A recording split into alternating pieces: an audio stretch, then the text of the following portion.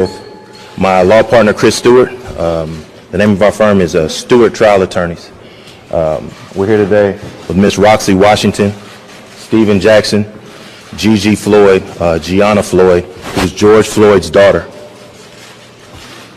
On behalf of the family, we just like to say to America and to the world, thank you. Thank you for being present with us in the moment. Thank you for caring, and thank you for showing your support. This battle, this fight is not over. And today we just want to show the world that George Floyd is not just a name, not just a meme, and not just something to be chanted. George Floyd was a real person. He was a good person, and he had people that loved him. And so we're here today to show the world these are the people that loved him, especially this young lady here and this young lady here. And with that, I'm going to pass it to my law partner, Chris Stewart, and he'll say a few words.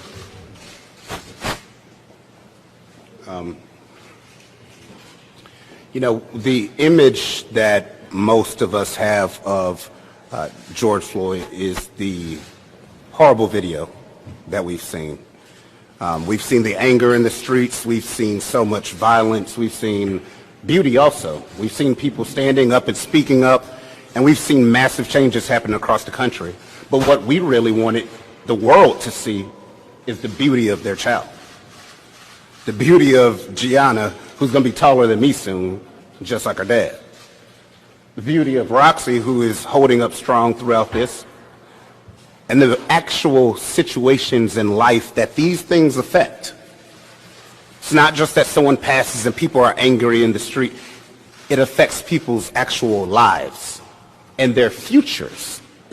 So a father was taken. You've seen Ben, who we're working with, and that team. A brother and sister lost another brother. And here I want to introduce you to Roxy and to Gigi.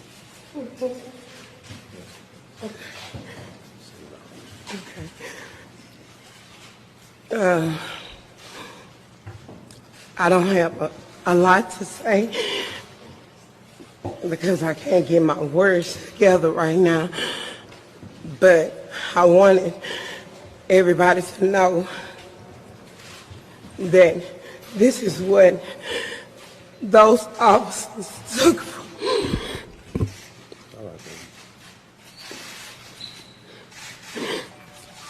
At the end of the day, they get to go home and be with their families. Gianna does not have a father. He would never see her grow up, graduate. He would never walk her down the aisle.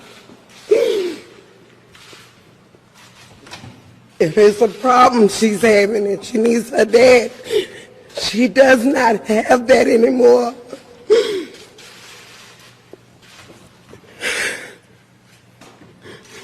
I'm here for my baby. And I'm here for George because I want justice for him. I want justice for him because he was good. No matter what anybody thinks, he was good. And this is the proof that he was a good man.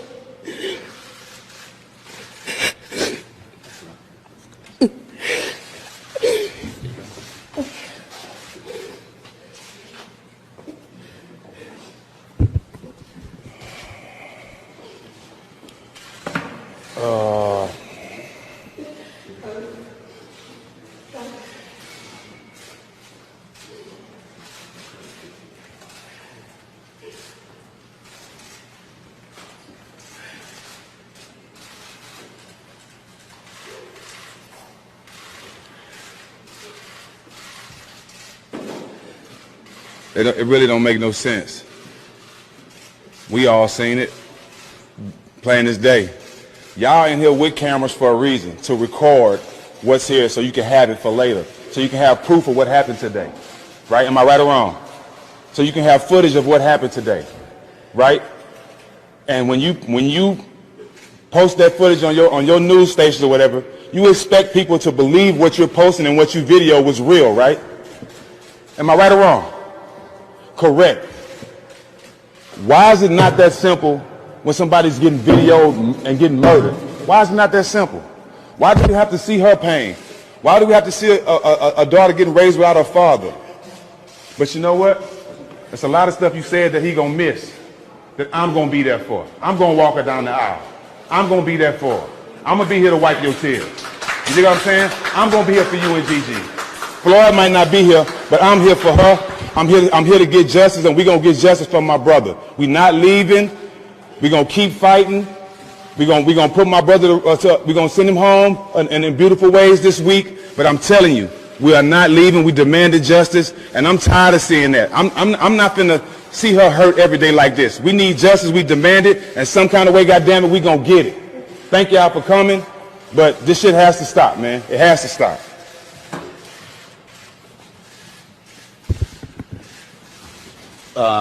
You know, we literally flew up here from Atlanta, where today the district attorney indicted 6 officers who were involved in beating those college students and tasering them.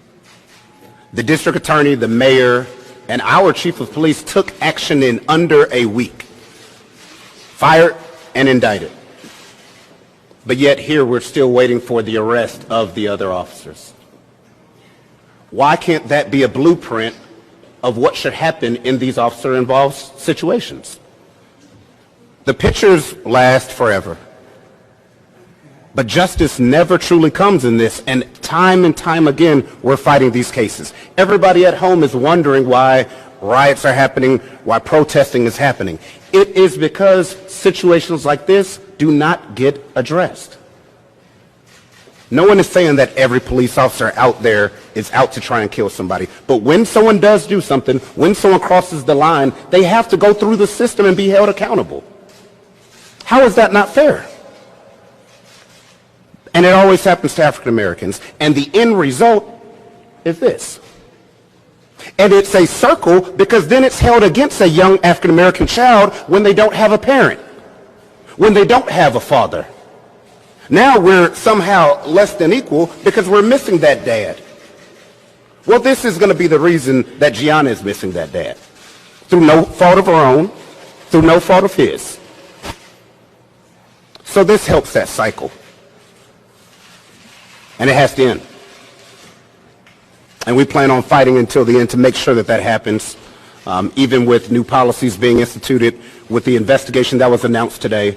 We hope to see further steps so that this never happens again. With that, we'll take a few questions.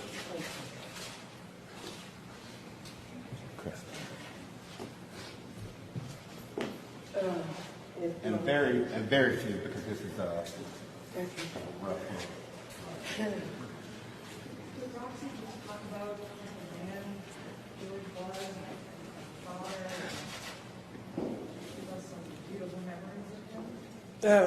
He was a good man as a father. He was so happy to have her. He was there. He slept the whole time that I went through labor. But when he heard her cry, he got up. He woke up. And I still have a picture of him waking up, getting his baby. He loved her. He loved her so much.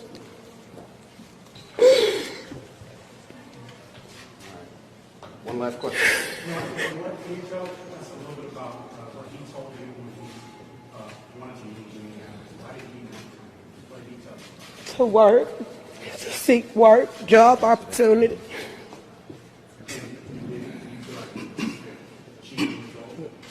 Yeah. Yeah, he was. He was. He was able to remain Of course he was. He still took care of us. He lived here, but we still had that connection, you know. And he still took care of us. He provided for us. He living here, working. That was his main reason for moving here. When he called me, his whole reason was coming was to get here, get away from Texas, so he can come and provide for his family, be a better father, be a better provider.